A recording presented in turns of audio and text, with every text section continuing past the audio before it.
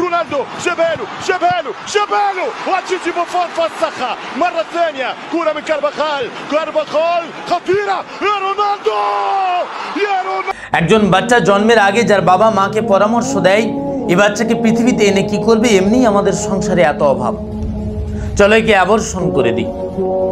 একজন বাচ্চা যাকে তার মাও প্রাথমিকভাবে ভেবেছিল গর্ভপাত করিয়ে দেবে, সেই বাচ্চার কাহিনী আমি বলতে চলেছি, যার জন্মের পরে মাথার উপরে ভালো কোনো ছাদ ছিল না, একটা টিনের ঘরে থাকতেন যেখানে জল চুইয়ে পড়ত।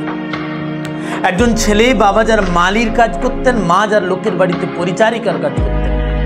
একজন বাচ্চা যাকে 2 কিলোমিটার হেঁটে স্কুলে যেতে হতো টিফিনে খাওয়ার জন্য, একটা রুটির বেশি আর কিছু ছিল না। একজন বাচ্চা যার বাচ্চাবেলায় খেলনা জোগাতো না, একটা ফুটবল পেয়েছিলেন খেলার জন্য। যার জন্মের পরে মাথার উপরে ভালো কোনো ছাদ ছিল না, একটা টিনের ঘরে থাকতেন যেখানে জল চুইয়ে পড়ত। একজন ছেলে, বাবা যার মালির কাজ করতেন, মা যার লোকের বাড়িতে পরিচারিকার কাজ করতেন। একজন বাচ্চা যাকে 2 কিলোমিটার হেঁটে স্কুলে যেতে হতো টিফিনে খাওয়ার জন্য, একটা রুটির বেশি আর কিছু ছিল না। তখন কেউ ভাবেনি যে এই ফুটবল দিয়ে সে গোটা বিশ্বকে চমকে দিতে চলেছে। হ্যাঁ, আজকে আমরা সেই শিশুর কাহিনী শুনতে চলেছি যে শুধু একজন ফুটবলার না, আজকের দিনে লক্ষ কোটি ইউথের হার্টবিট, যার একটা টুইটে 25 কোটি টাকা দেয় টুইটারের মালিক, যিনি একবার কোনো প্রোডাক্টকে ছুঁয়ে দিলে শেয়ার মার্কেটে তার ভ্যালু আকাশ ছোঁয়া হয়, যিনি কারো সমালোচনা করলে সে অনেক নিচে নেমে যায়।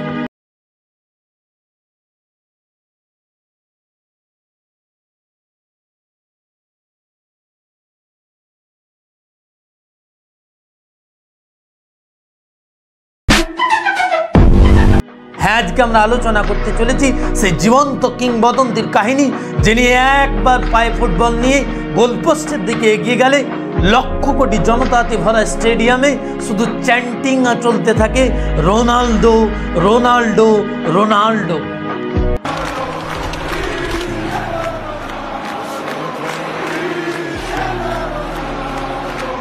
হ্যাঁ, আজকে সেই 7 নম্বর জার্সিধারী জীবন্ত কিংবদন্তির কাহিনী আমরা শুনবো, যিনি ছোট থেকে কঠোর দারিদ্রতার মাধ্যমে বড় হয়েছে। তাই চলুন আজকে শুনি আমরা সেই আনস্টপেবল রোনাল্ডোকে। কোথায় জন্ম হয়েছিল এনার, কি করে বড় হলেন, কেমন করে তিনি অভাব আর দারিদ্রতাকে কাটিয়ে আজকে আকাশ ছোঁয়া সফলতার মাঝে রয়েছেন, আর তার মাঝেও তিনি তার লক্ষ্যে স্থির রয়েছেন। প্রায় 40 ছুঁই, তারপরেও তিনি দিনে 17-18 ঘন্টা করেও মাঝে মাঝে প্র্যাকটিস করেন। গড়ে প্রায় 12-14 ঘন্টা প্র্যাকটিস তো লেগেই থাকে। কে এই বিশ্বের সফলতম ব্যক্তিত্ব, আসুন শুনি আমরা তার জীবন কাহিনী। জন্ম হয়েছিল 1985-এর 5ই ফেব্রুয়ারি পর্তুগালের এক ছোট্ট শহরে। জন্মানোর পর থেকেই বাবা মায়ের সংসারে তিনি দেখেন গভীর দারিদ্রতা। আমি একটু আগেই যেমনটা বললাম, বাবা মালির কাজ করতেন, অর্থাৎ বাগান ছাঁটাই করতেন, বাগানে গাছে জল দিতেন।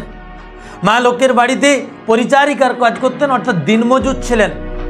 কোনো ক্রমে কিছু টাকা জুটত সংসারের 4 সন্তানকে লালন পালন করার জন্য। ক্রিশ্চিয়ানো রোনাল্ডো 4 ভাই বোনের মধ্যে ছিলেন ছোট, সব থেকে কনিষ্ঠ। বাবা মা দুঃখ কষ্টের মধ্যেই স্কুলে ভর্তি করেন, কিন্তু স্কুলে রোনাল্ডোর মন লাগেনি। 2 কিলোমিটার হেঁটে স্কুলে যেতে হতো। তখন কোনো রকম যাত্রীবাহী গাড়ি তাদের ছিল না, পায়ে হেঁটে স্কুলে যেতেন। টিফিনে খাবার জন্য 2টি খাবার জুটত না, কখনো কখনো 2 পয়সা জুটতো, যার দ্বারা তিনি মাঝে সাঝে একটা আড্ডা ব্রেড কিনতেন, একটা আড্ডা পাউরুটি কিনে নিতেন। কখনো খেতে পেতেন, কখনো খেতে পেতেন না। ঘরে খেলনার জন্য কোনো বাড়তি খেলনা ছিল না। আজকে দিনের মডার্ন বাচ্চাদের কোনো খেলনার অভাব নেই, কিন্তু রোনাল্ডো কোনো খেলনা খেলার জন্য পাননি। একটা ফুটবল পেয়েছিলেন কোনো ক্রমেই, আর সাথে করে স্কুল নিয়ে যেতেন ওই ফুটবল। আমরা দেখেছি রোনাল্ডোর এই অদম্য স্পিরিট। খেলার মাঠে তিনি হার মেনে নিতে শিখেননি। এই সেই রোনাল্ডো মাজাকে ক্রাই বেবি বলে ডাকতেন।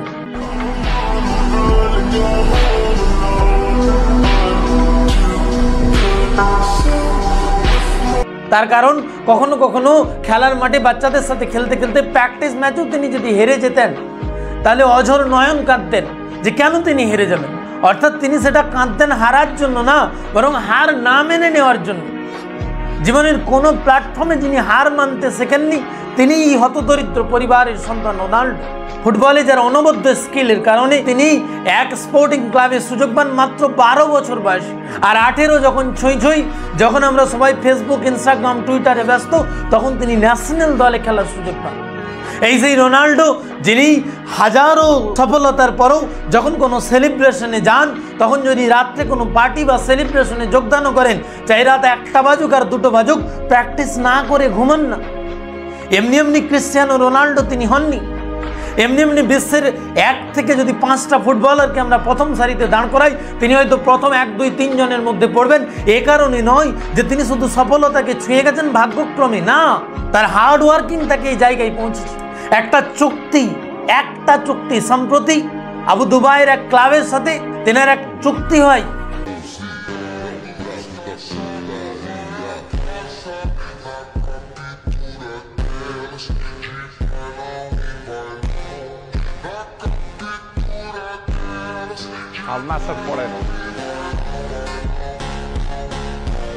আর সেই চুক্তিতে যার একদিনে ইনকাম 8 কোটি টাকারও বেশি, একদিন 24টা ঘন্টা, কতদিন এমনি আমরা হেলাই কাটিয়ে দিই। একদিন পার হলে জেনার ব্যাংক অ্যাকাউন্টে জমা পড়ে 8 থেকে 9 কোটি টাকারও বেশি। 1 ঘন্টায় যার ইনকাম 30 থেকে 35 লক্ষ টাকা। 1 মিনিটে যিনি আমাদের মাসিক বেতনেরও বেশি টাকা পান, প্রায় 40 থেকে 50 হাজার টাকা যার ব্যাংক অ্যাকাউন্টে জমা হয়। प्रति महीना 173 करोड़ रुपए, प्रति सप्ताह 40 करोड़ रुपए, प्रतिदिन 5.7 करोड़ रुपए, प्रति घंटे लगभग 24 लाख रुपए, प्रति मिनट 40,000 रुपए, प्रति सेकंड 663 रुपए। এই যে রোনাল্ডো যার একটা চুক্তির কথা আমি বললাম, যদি তিনার ওভারঅল ইনকাম করা হয় তাহলে আপনার ক্যালকুলেটর ফেল করতে পারে। হ্যাঁ, এই সেই বাচ্চা যার সংসারে একদিন খাবার জন্য ভাত ছিল না, সে আজকে একটা টুইট করলে টুইটার থেকে 25 কোটি টাকা মিলে। এই সেই রোনাল্ডো যার মাত্র 15 বছর বয়সে ডক্টর বলেছিলেন ফুটবল ছেড়ে দিতে হবে, কারণ তিনি একবার হৃদয় রোগে আক্রান্ত হন। আর সেই হৃদরোগে আক্রান্ত হবার পর ডাক্তার পরামর্শ দেন, হয় তোমাকে ফুটবল ছেড়ে দিতে হবে, না হয় এক ক্রিটিক্যাল সার্জারি করাতে হবে। আর ওই সার্জারি করাতে গিয়ে তোমার প্রাণনাশ ঘটতে পারে, মৃত্যু পর্যন্ত হতে পারে। তখন রোনাল্ডো বলেছিলেন, যদি আমি ফুটবল ছেড়ে দিই আমি তো এমনিই মরে যাব।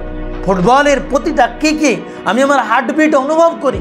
ফুটবল বিহীন আমি বাঁচবো এটা তো আমার কল্পনার বাইরে। তাই ফুটবল ছেড়ে দিয়ে তো আমি এমনিই মরে যাব।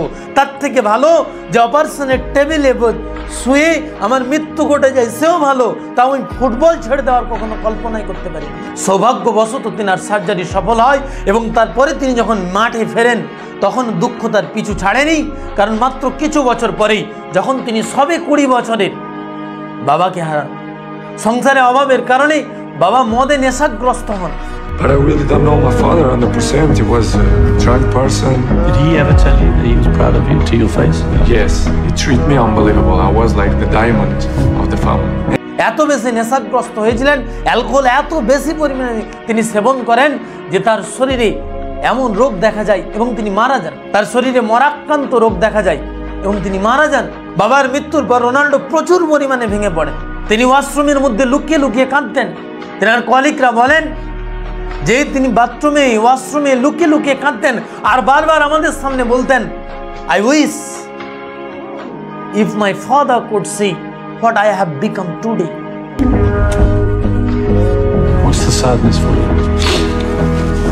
To be the number one and he don't see nothing, don't see to receive a award. আমার এটা শুধু মনে হয় যে যদি আমার বাবা একবার দেখে যেতে পারতো যে তার সন্তান কি করেছে, তার সন্তান আজকে হিস্ট্রি তৈরি করেছে।